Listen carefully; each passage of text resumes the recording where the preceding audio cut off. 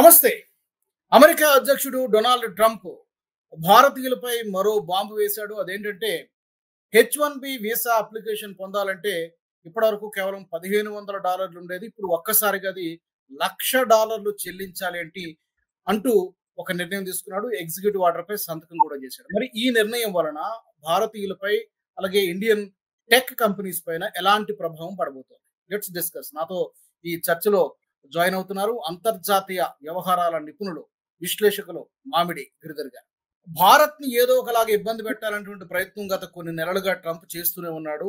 ఇది అన్నిటికంటే చాలా పెద్ద నిర్ణయంలా కనిపిస్తోంది. మీ ఇనీషియల్ రిమార్క్స్ ఏంటి సార్? చాలా కాలంగా మనకు ఇటువంటిది ఏదో జరుగుతుంది అని చెప్పి మనం అనుమానిస్తూనే ఉన్నాము. ఎందుకంటే డొనాల్డ్ ట్రంప్ ఎన్నికల సమయంలో చెప్పినటువంటి దానికి, ఈరోజు అతను చేసిన దానికి భిన్నంగా ఏం లేదు.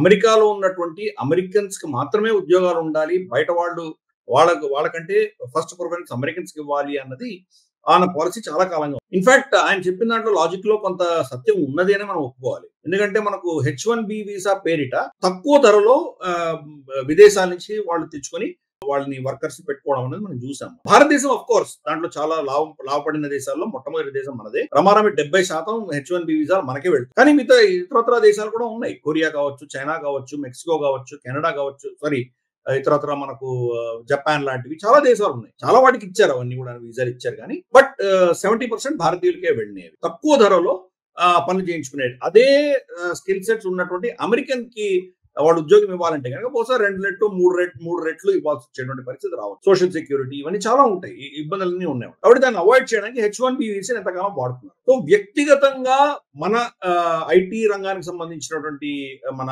టాలెంట్ ఎవరైతే ఉన్నారో వాళ్ళు వ్యక్తిగతంగా నష్టపోతున్నారు తప్పకుండా. మనకు దేశానికి వాళ్ళు అక్కడ వెళ్ళి అక్కడి నుంచి పంపించేటువంటి ఫారెక్స్ రిజర్వ్స్ మనకి తగ్గిపోతాయి. ఎందుకంటే అక్కడ వెళ్ళిన వాళ్ళందరూ కూడా మళ్ళీ మన భారతదేశానికి వెళ్ళి వాళ్ళ ఆదాయం అంతా కూడాను రమారవి మన దేశానికి పంపిస్తున్నారు. ఆల్రెడీ సెటిల్ అయిపోయి అక్కడ అమెరికన్ సిటిజన్షిప్ తీసుకొని 1 తరమో 2 తరాలో ఉన్నటువంటి వాళ్ళు మనకేం పైసలు పంపించారు. ఎందుకంటే వాళ్ళు అక్కడే ఇన్వెస్ట్మెంట్స్ చేసుకుంటున్నారు, అక్కడే సెటిల్ అయిపోతున్నారు. వాళ్ళ తల్లిదండ్రులు ఇక్కడ భారతదేశంలో ఉన్నప్పుడు వరకు వాళ్ళు వచ్చిపోతూ ఉండేవాళ్ళు. వాళ్ళు వెళ్ళిపోయాక వీళ్ళు ఎప్పుడో 3-4 సంవత్సరాలకు ఒకసారి వస్తారు, లేకపోతే లేదు. ఇక్కడ ఇంట్రెస్ట్ లేవు, అక్కడే ఇన్వెస్ట్ చేసుకుంటున్నారు. కానీ ఈ H1B వీసాలో వెళ్ళినటువంటి వాళ్ళు, రీసెంట్ గా వెళ్ళినటువంటి వాళ్ళు ఎవరైతే ఉన్నారో వాళ్ళ సంపాదనలో చాలా భాగం మళ్ళీ భారతదేశానికి పంపిస్తారు. ఆ రెమిటెన్సెస్ మనకు తగ్గిపోతాయి. ఇవి మనకి ఇమ్మీడియట్ గా వచ్చేటువంటి ఇబ్బందులు. కానీ ఆ దేశంలో అక్కడ ఉద్యోగాలు అయిన తర్వాతనే తీసుకుంటాను, మిగతా వాళ్ళని తీసుకొస్తాను అని చెప్పేసినటువంటి ఒక నిర్ణయం ఏదైతే డొనాల్డ్ ట్రంప్ తీసుకున్నారో చూడాలి. మరి అల్టిమేట్ గా ఆ దేశంలో ఉన్నటువంటి కంపెనీల పరిస్థితి ఏమవుతుందో చూడాలి. మరి అంత ఖర్చు పెట్టి వాళ్ళు భారతదేశానికి మళ్ళీ తీసుకువెళ్ళగలరా? ఎందుకంటే ఈ $1,00,000 వ్యక్తిగతంగా ఇక్కడి నుంచి వెళ్ళేటువంటి టాలెంట్ ఎవరైతే వెళ్తున్నారో వాళ్ళు కట్టుకోకర్లేదు. ఏ కంపెనీకి వెళ్తున్నారో ఆ కంపెనీ స్పాన్సర్షిప్ చేసి వాళ్ళు కట్టాల్సి వస్తుంది. కాబట్టి వాళ్ళకి రమారమి 80-90% వాళ్ళకి ఖర్చులు పెరుగుతుంది. అది 3 సంవత్సరాలు మాత్రమే. 3 సంవత్సరాల తర్వాత మళ్ళీ రెన్యూ చేసుకోవాలి. మరి అంత ఖర్చు పెట్టి వాళ్ళు భారతదేశం నుంచి తీసుకొచ్చే బదులు లోకల్ గానే హైర్ చేస్తే సరిపోతుంది కదా. అందుకని చూద్దాం. అందుకనే ఇవి ఖర్చుతో కూడినటువంటి వ్యవహారం ఇదంతా కూడాను. తర్వాత అంటే అన్నిటికంటే కీలకం ఏంటంటే బహుశా అవుట్ సోర్స్ పెరిగేటువంటి అవకాశాలు ఉన్నాయి. ఆఫ్ షోరింగ్ అంటాం కదా, అంటే ఆ దేశంలో కాకుండా బయట భారతదేశంలోనూ మనకు ఐటీ టెక్నాలజీ ఎక్కడెక్కడ ఉన్నాయో ఫిలిప్పైన్స్, భారతదేశము, దుబాయ్ ఇటువంటి ప్రాంతాల్లో ఎక్కువ మోతాదున వాళ్ళు అవుట్ సోర్స్ చేసేటువంటి అవకాశాలు. పైపెచ్చు ఆ కంపెనీలు బహుశా విదేశాల్లోనే వాళ్ళ హెడ్ క్వార్టర్లు, వాళ్ళ మేజర్ బ్రాంచ్ లోని పెట్టేటువంటి అవకాశాలు. అందుకనే మనకు ఈ అంశంలో మనం చూస్తే కనుక భారతదేశం ఒక రెమిటెన్సెస్ లో దెబ్బతినేటువంటి అవకాశం ఉన్నా కానీ కూడా మన దేశానికి అడ్వాంటేజ్ ఏంటంటే కదా, వీళ్ళు అమెరికాకు వెళ్ళలేరు కాబట్టి ఇటువంటి టాలెంటెడ్ పూల్ ని అమెరికా తిరస్కరిస్తోంది కాబట్టి దానివల్ల భారతదేశానికి లాభం చేకూరేటువంటి అవకాశాలు ఎక్కువగా ఉన్నాయి. ఇదే సమయంలో మోదీ గారు కూడా Atmanirbhar Bharat, make in India మీద ఫోకస్ పెట్టడం, మనకు ఫేస్బుక్, ట్విట్టర్ లాంటివి మన దేశంలోనే తయారు చేయాలి అని చెప్పి ఆయన ప్రతిపాదించడం వల్ల బహుశా ఇక్కడ డేటా సెంటర్స్ కానీ, ఇక్కడ రీసెర్చ్ ల్యాబొరేటరీస్ కానీ, స్టార్ట్అప్ ఎకో సిస్టమ్ కానీ ఇక్కడ డెవలప్ అయ్యేటువంటి అవకాశాలు ఎక్కువ ఉన్నాయి. మనకు బెంగళూరు, చెన్నై, పూణే, హైదరాబాద్ ఇటువంటి ఊర్లలో అంతా కూడాను ఇంకా ఎక్కువ టాలెంట్ మన వాళ్ళే, అక్కడ వెళ్ళలేనటువంటి వాళ్ళు బహుశా ఇక్కడనే చేసేటువంటి అవకాశాలు ఎక్కువ ఉన్నాయి. మనకు ఓవరాల్ గా లాంగ్ టర్మ్ లో చూస్తే భారతదేశానికి లాభమే. కానీ వ్యక్తిగతంగా షార్ట్ టర్మ్ లో అమెరికా మీద ఆధారపడి ఉన్నటువంటి కొంతమంది మన టెక్నాలజీ ఎస్పెషల్లీ ఐటీ రంగానికి సంబంధించినటువంటి టాలెంట్ పూల్ ఎవరైతే ఉన్నారో వ్యక్తిగతంగా వాళ్ళు తప్పకుండా దెబ్బతింటారు. మార్క్ జకర్బర్గ్, తర్వాత మనకు మెటాను, తర్వాత మనకు మైక్రోసాఫ్ట్ ఆల్రెడీ వాళ్ళు ఆర్డర్స్ ఇష్యూ చేశారు. 21 సెప్టెంబర్ లోపు అందరూ అమెరికాకు వచ్చేయండి అమెరికాకు వచ్చి ఇక్కడి నుంచి కదలకండి అని చెప్పి వాళ్ళు వార్నింగ్. ఏదో ఎమర్జెన్సీ కోసం భారతదేశానికి వచ్చినటువంటి వాళ్ళు ఉంటారు. ఆర్డర్ ఆయన ఈ రోజు ఇష్యూ చేశాడు. 48 గంటలు ఉన్నాయి. 48 గంటల్లో ఎన్ని ఫ్లైట్లు దొరుకుతాయి? ఫ్లైట్లన్నీ కూడా ఫుల్ అయిపోతే పరిస్థితి ఏంటి? మరి వాళ్ళు వెళ్ళలేకపోతే పరిస్థితి ఏంటి?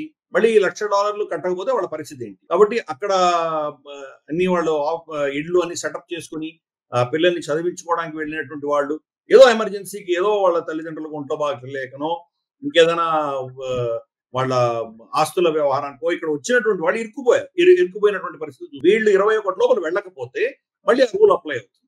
మరి దాన్ని ఎవరు కట్టుకుంటారు? ఎంప్లాయర్ నేను కట్టుకోను అంటే వీళ్ళ పరిస్థితి ఏంటి? వీళ్ళే జోబుల నుంచి వేసుకొని వెళ్తారా? దానివల్ల వీళ్ళకి ఏమైనా లాభం ఉందా? సంవత్సరం జీతంలో ఆల్మోస్ట్ 80% వాళ్ళు అక్కడ కట్టేస్తే కనుక అక్కడ వెళ్ళడం వల్ల లాభం ఏంటి? కాబట్టి ఈ ప్రశ్నలన్నీ ఉన్నాయి. పెద్ద దెబ్బ. టైం ఇవ్వలేదు. బహుశా డొనాల్డ్ ట్రంప్ ఒక నెల రోజులు టైం ఇచ్చి ఉంటే కనుక మొదటి నెల రోజుల్లో ఇవన్నీ కూడా సర్దుమణిగి ఉండేవి.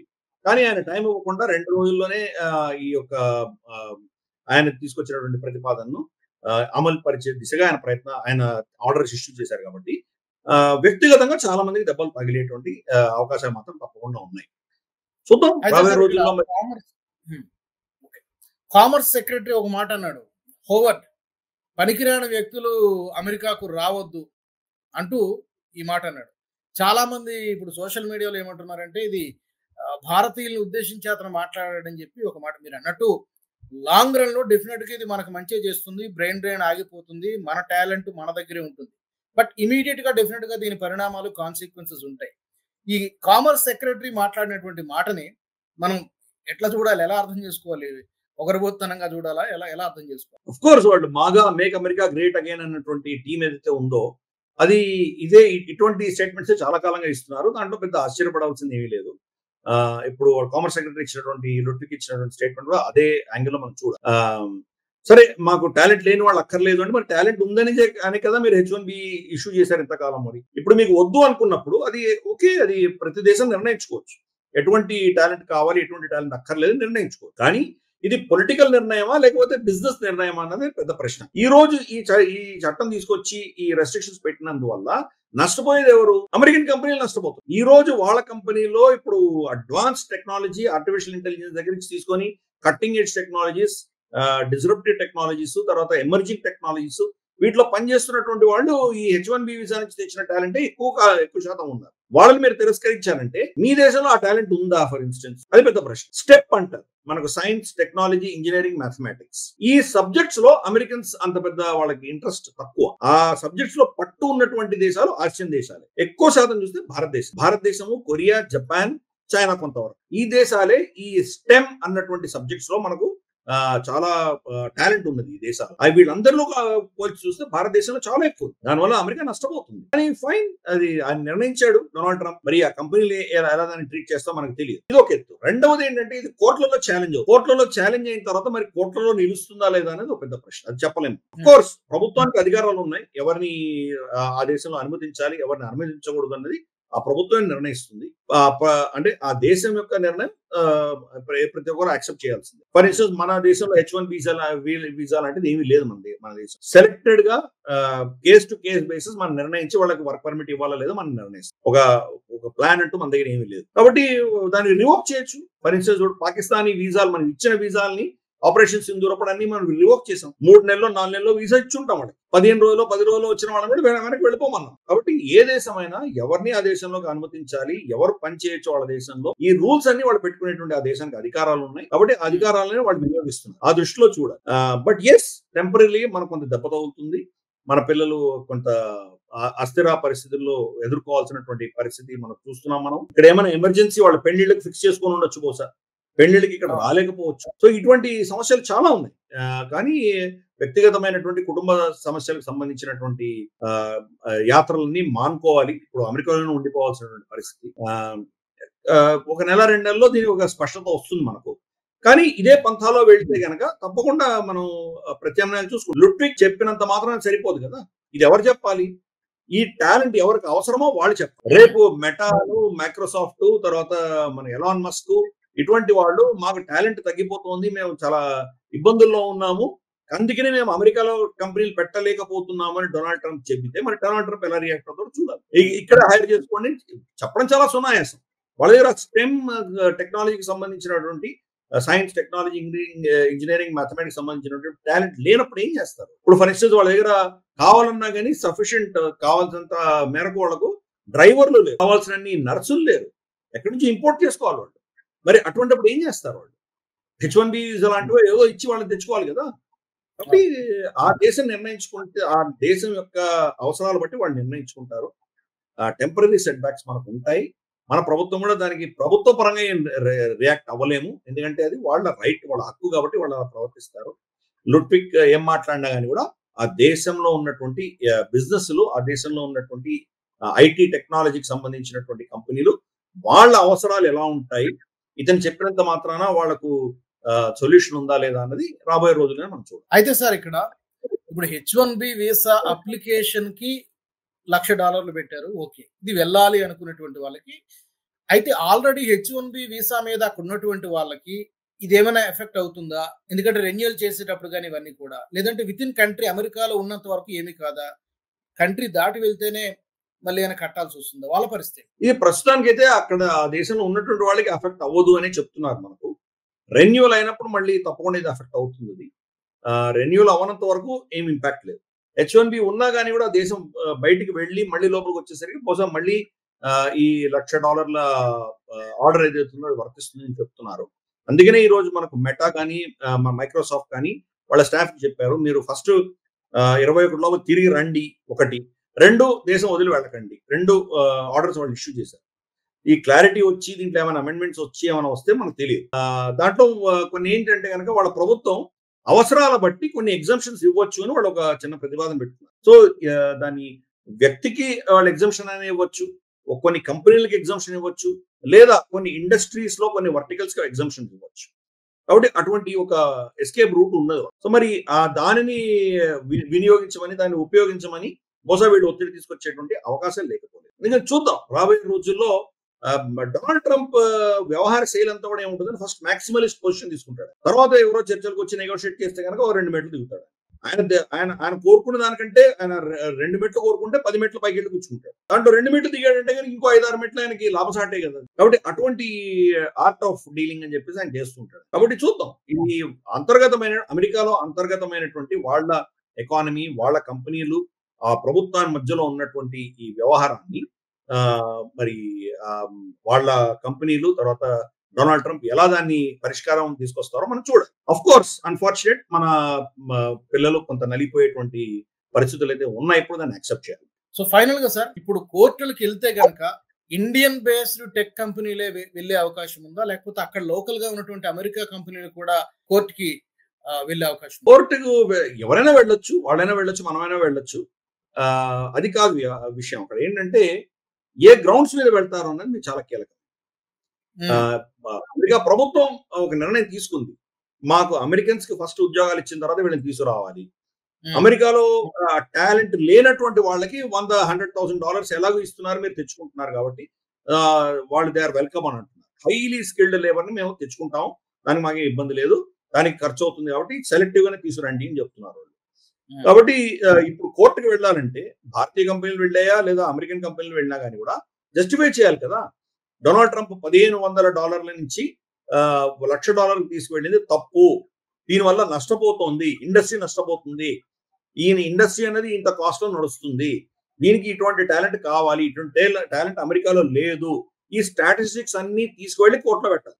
సో సపోజ్ అమెరికాలో ఇంజనీర్లు ఉన్నారు, సాఫ్ట్వేర్ ఇంజనీర్లు ఉన్నారు, కంప్యూటర్ ఇంజనీర్స్ ఉన్నారు, మరి ఇంతమంది ఇంజనీర్లు ఉండగా మీరు H1 ఎందుకు ఇస్తున్నారు అని చెప్పి కోర్టు కూడా ప్రశ్నిస్తుంది కదా. వాళ్ళు దాంట్లో వర్టికల్స్ చెప్పాలి, ఈ వర్టికల్ ఆర్టిఫిషియల్ ఇంటెలిజెన్స్ సంబంధించి, ఏదో డ్రోన్ టెక్నాలజీకి సంబంధించి, ఏదో మనకు తెలియదు, ఏదో ఒక వర్టికల్లో ఇంతమంది మన దేశంలో ఇంతే టాలెంట్ ఉంది, డిమాండ్ ఇంత ఉన్నది, 1,00,000 మంది కావాల్సి వస్తే మన దగ్గర 50,000 మంది ఉన్నారు కాబట్టి ఇంకో 50,000 మందిని బయటకు తెచ్చుకోవాలి అని స్టాటిస్టిక్స్ ప్రూవ్ చేసి కోర్టుకు వెళ్ళి సబ్మిట్ చేశారంటే బహుశా అప్పుడు ప్రభుత్వం ఇచ్చినటువంటి ఈ ఆర్డర్ ని ప్రభుత్వం కోర్టులో తిరస్కరించేటువంటి అవకాశాలు, లేకపోతే ప్రైమా ఫేసి దీన్ని తీసేటువంటి అవకాశాలు లేవు. కాబట్టి వ్యక్తిగతంగా నా కంపెనీకి నష్టం వస్తుంది కాబట్టి నేను కోర్టుకు వెళ్తానంటే దానివల్ల లాభం లేదు. ప్రభుత్వాలు వాళ్ళ నిర్ణయాలు వాళ్ళు చేయొచ్చు. కాబట్టి వ్యక్తిగతమైన లాభము నష్టం ఆధారంగా కాకుండా ప్రిన్సిపల్ చట్టానికి ఆధారంగా, తర్వాత అక్కడ ఉన్నటువంటి ఫ్యాక్ట్స్ ఆధారంగా వాళ్ళు కోర్టుకి వెళ్లాల్సి వస్తుంది.